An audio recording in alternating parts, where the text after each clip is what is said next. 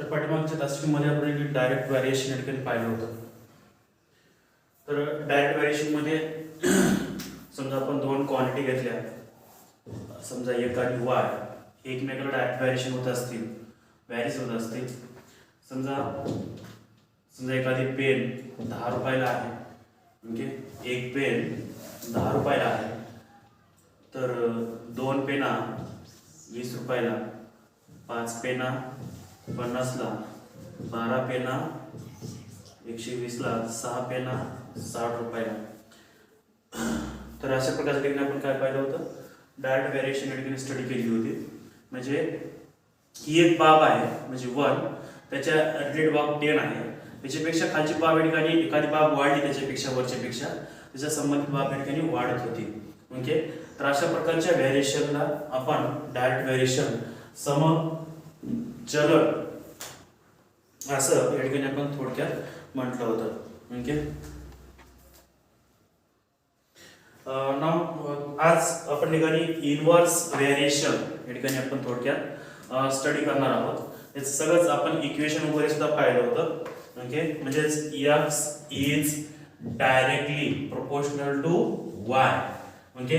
It is means that x is equal to किंवा k into y असं ठिकाणी आपण पाहिलं होतं कॉन्स्टंटच्या याच्यामध्ये. म्हणजेच x divided by y is equal to k. k is any constant. Okay. कोणता एखादा स्थिरांक नंबर येईल, ज्या रेशोचा घ्यायचा तुम्ही, याच्या ठिकाणी 1/10 1/10 या ठिकाणी कॉन्स्टंट येतो, त्याप्रमाणे या ठिकाणी x by y. Okay. It is called the equation of direct variation. याला काय म्हणतात ठिकाणी, equation of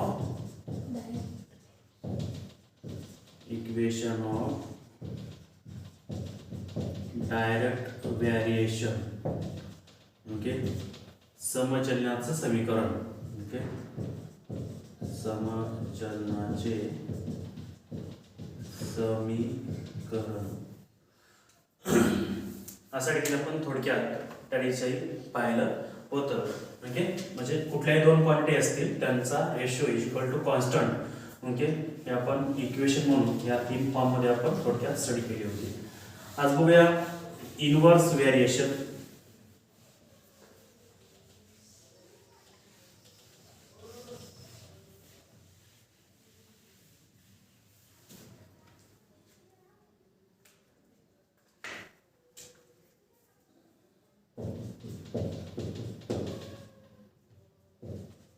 inverse variation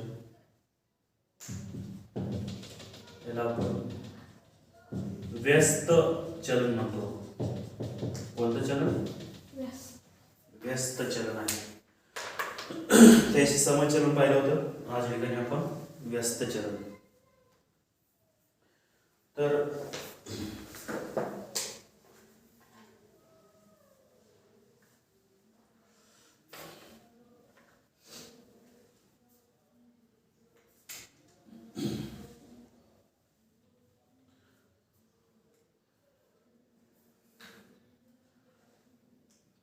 late प्रकार आपण कालच्या सारखंच काय, इन विच व्हॅरिएशन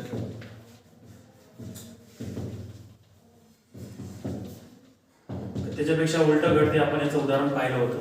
2 प्रकारचे व्हॅरिएशन घडतात, एक डायरेक्ट व्हॅरिएशन, एक इनव्हर्स व्हॅरिएशन. अगोदर डेफिनेशन लिहून घेऊया, त्यानंतर आपण एक्झाम्पल घेता येते इनव्हर्स व्हॅरिएशनचं. In which variation comma if one quantity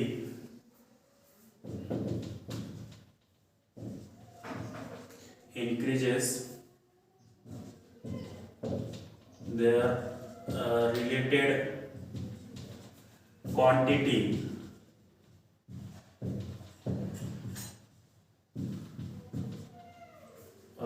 decreases. Okay. And comma if one of the quantity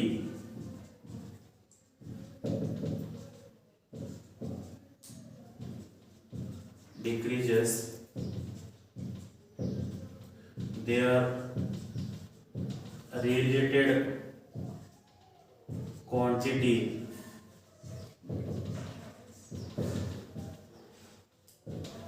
increases and the product of two related quantity are constant, okay, then such a type of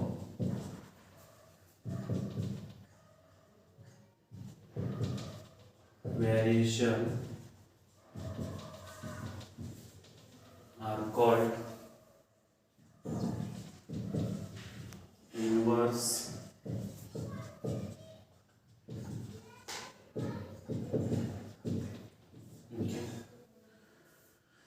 व्यस्त चलन असे म्हणतात. किंवा जर एखादी बाब वाढली त्याच्या संबंधी बाब कमी होत असेल किंवा एखादी बाब कमी झाली तर त्याच्या संबंधी बाब जर कमी होत वाढत असेल, ओके, तर अशा टाईपच्या प्रोपोर्शनला व्हॅरिएशनला आपण इनव्हर्स व्हॅरिएशन या ठिकाणी थोडक्यात म्हणत असतो. ओके, तर एक्झाम्पल पाहूया याच्यावरती एखादी. याच्यावरती टाइम, स्पीड, वर्क हे जे काही कामं आहेत, ओके, अरेंजमेंट, ह्या सगळी जे काही कामं लागतात जिथं आपला प्लॅनिंग लागते, अशा वेळेस या ठिकाणी पूर्ण जे काय आहे या ठिकाणी डायरेक्ट व्हॅरिएशनमध्ये या ठिकाणी जास्तीत जास्त प्रॉब्लेम्स याचे येत असतात. ओके,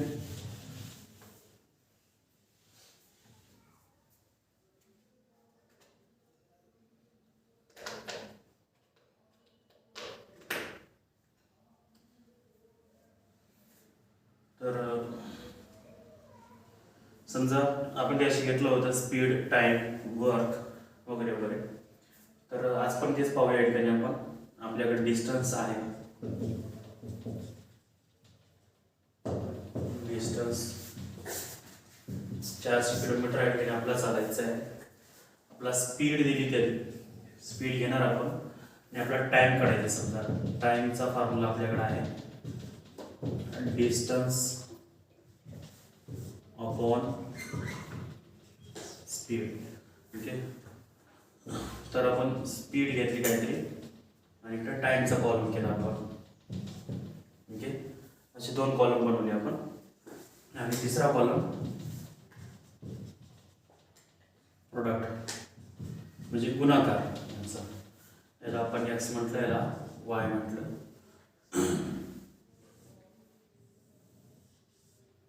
तर एक्स इंटू वाय काय भेटले आपल्याला पाहायचे. तर नंबर 1 ला आपण पाहणार या ठिकाणी माझ्याकडे 40 ची स्पीड आहे, समजा 40 किलोमीटर पर आवर. ओके, 40 च्या स्पीडने मी चालू समजा. ओके, तर टाइम किती लागलो?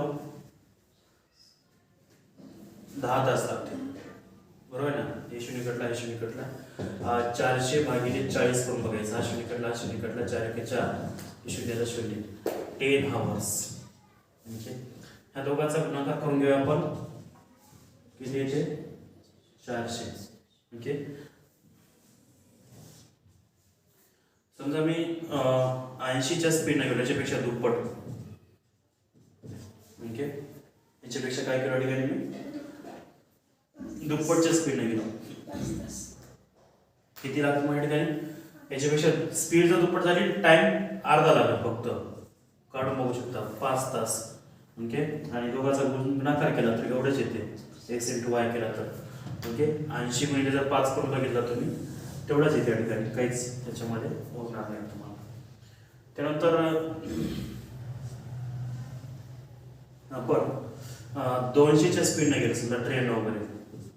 ट्रेन कधी कधी 200च्या आसपासच्या स्पीडनं जात असते. ओके, तर किती तास लागतील? 2 तास लागतं. किती? 2 तास. 400 तिकडे. समजा आपण काय केलं, अचानकच आपला कंटाळा आल्यामुळं आपण रिक्षाने गेल्या किंवा साध्या गाडीने गेल्या कोणा तरी 20च्या स्पीडनं, ओके. जर 20च्या स्पीडने गेलो आपण तर किती तास लागेल? 20च तास लागतात. किती लागतात? 20 तास. याचा गुणाकार केला तर 400. आणि डायरेक्ट आपण एरोप्लेनने गेलो 400च्या स्पीडनं. कितीच्या स्पीडनं? 400च्या स्पीडनं. किती तास लागतील? 1 तास लागेल.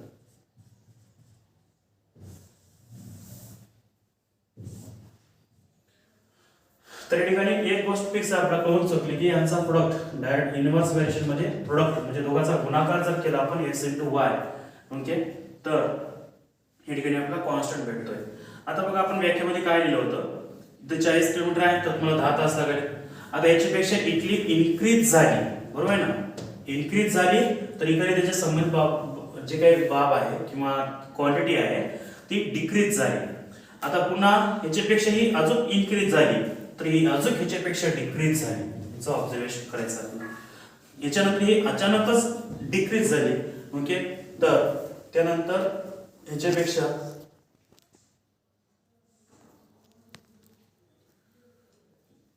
तर या ठिकाणी आपण पाहिलं की अचानकच या ठिकाणी इथं 80 होती स्पीड, त्यानंतर आपली डायरेक्ट आपण 200 किलोमीटर पर आवर केलं तर आपला टाइम अचानक कमी लागला 2 तास. त्यानंतर आपली स्पीड अचानक कमी होऊन गेली, ओके. किती आली? 20 आली. फक्त टाइम भरपूर जास्त लागला, ओके. तुम्ही जेवढं स्लो जासाल तेवढा जास्त वेळ लागला. मग अचानकच आपण एरोप्लेननं जायचं ठरवलं 400च्या स्पीडनं, ओके. एका तासामध्ये आपण 400 किलोमीटर अंतर या ठिकाणी सहजरित्या कव्हर करू शकतो, म्हणजे म्हणून आपला फक्त आणि फक्त 1 तास लागेल, ओके. म्हणजे संबंध वाढली त्याच्या रिलेटेड बाब या ठिकाणी कमी होते किंवा कमी झाली की संबंध बाब वाढते. याला म्हणतात inverse variation. That is example in, okay. हा एक्झाम्पल जो आहे तो कुठे आहे? ठिकाणी इनव्हर्स व्हेरिएशन मध्ये आहे. व्यस्त चलनामधलं हे गणित आहे आणि व्यस्त चलनामधलं म्हटल्यानंतर या x * y = कॉन्स्टंट म्हणजे त्यांचा प्रोडक्ट या ठिकाणी आपला भेटायला लागतो. हे तुम्हाला इक्वेशन वगैरे विचारले असतील किंवा एखादं गणित दिलं असेल, ओके. एकाच अंतर ठराविक अंतर धावण्यासाठी, कारण 40च्या स्पीडने गेलं तर 4 तास लागतात. मग जर तेवढंच अंतर कव्हर करण्यासाठी जर आपण 80च्या स्पीडने गेलो तर किती तास लागतील? इथला आपला माहित नाही. समजा असं कॉलम बनवलं आपण, ओके. काय 40च्या स्पीडने गेलं तर 10 तास, 80च्या स्पीडने गेलं तर किती? तर काय करणार आपण? त्यांचा गुणाकार कॉन्स्टंट असतो. 40 × 10 बरोबर आहे 80 × x, ओके. मग 40 × 10 भागिले 80 बरोबर आहे x. हा शून्य कटला, हा शून्य कटला, 8 × 8 = 45 म्हणजे 5 = x म्हणजे x = 5 म्हणजे तुम्हाला 5 तास या ठिकाणी लागतील, म्हणजे तर अशा प्रकारच्या वेगवेगळ्या स्वरूपाची गणितं या ठिकाणी आपल्याला सोडवता येतात. तुम्ही विचारत चला तुम्हाला जे प्रॉब्लेम आले आहेत, कारण का अशा टॉपिकला जेवढे जास्त आपण प्रॉब्लेम सोडवू तेवढं या ठिकाणी आपल्यासाठी महत्त्वपूर्ण असते, okay.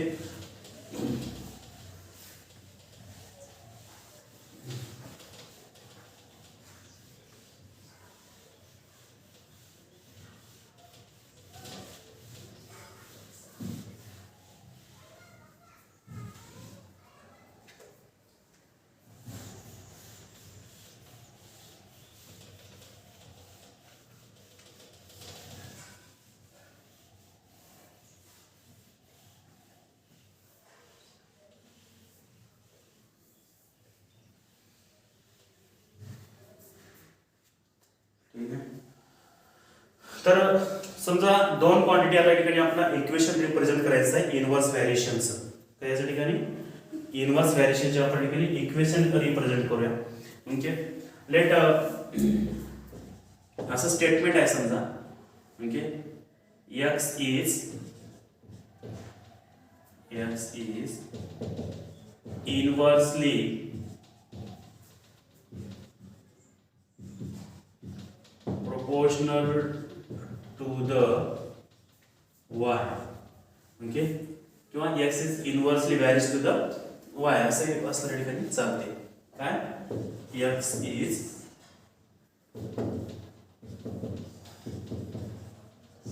Inversely varies to the y. मग आता ह्याला इक्वेशन मध्ये कसं मांडायचं, दोन क्वांटिटी आहेत, तुम्हाला म्हटलं की बाबा x is inversely varies to the y, म्हणजे या इक्वेशनचं. आणि तुम्हाला माहिती आहे इक्वेशन याच्यामध्ये दोघांचा रेशो काय, पुन्हा प्रोडक्ट काय असतो ठिकाणी कॉन्स्टंट असतो, म्हणजे काय x into y is equal to k, एवढं तर आपल्याला माहित आहे. म्हणजे कारण का याच्या संबंधित दोन बाबीचा कुठलाही जर आपण गुणाकार घेतला तर काय भेटतो ठिकाणी आपला कॉन्स्टंट भेटतो. ओके, मग आता आपल्या याच्यामध्ये लिहायचं चला, हा इकडे गेल्यानंतर x is equal to k by y, काय भेटतं ठिकाणी आपला k by y.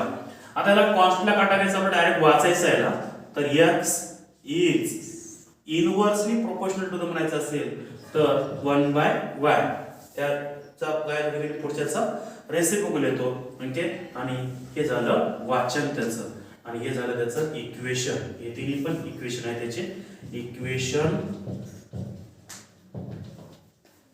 Of inverse variation. Okay, व्यस्त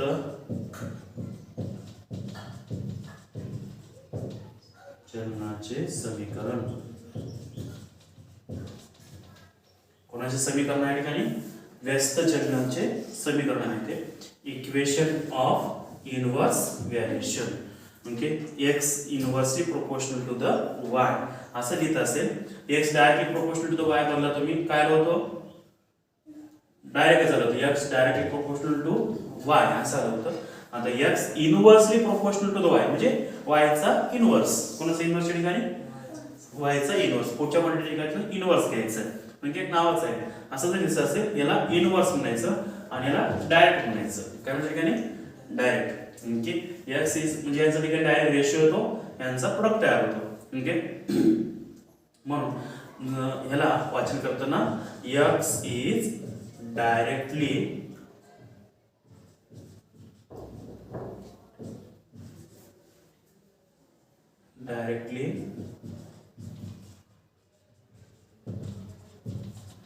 proportional to the y. Okay, I think so. Inversely proportional to the y. Okay, तर हे झालं याचं समीकरण. ओके, कुठलीही क्वांटिटी असेल काय असेल तर हे इक्वेशन, पाठीमागे डेफिनेशन, त्यानंतर त्याची व्याख्या, या सगळ्याच गोष्टी या ठिकाणी तुम्हाला पाहून अनेक गोष्टी या ठिकाणी करता येतात, त्याच्यामध्ये काही अडचण नाही.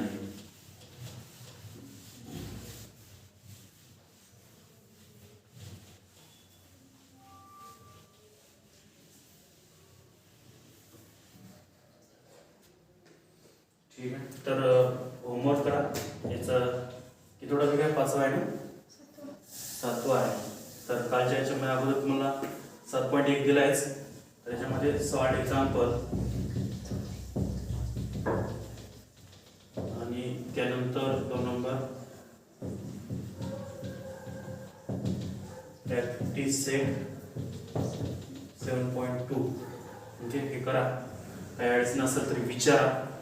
ओके, नसेल तर उद्या आपला टाइम, स्पीड, वर्क जी काय टॉपिक आहे थोडक्यात त्याचे फॉर्म्युले घेतले की हा ठिकाणी आपला टॉपिक संपून जातो. बाकीचा राहिला भाग घेणे आपण परीक्षा नंतर घेऊया.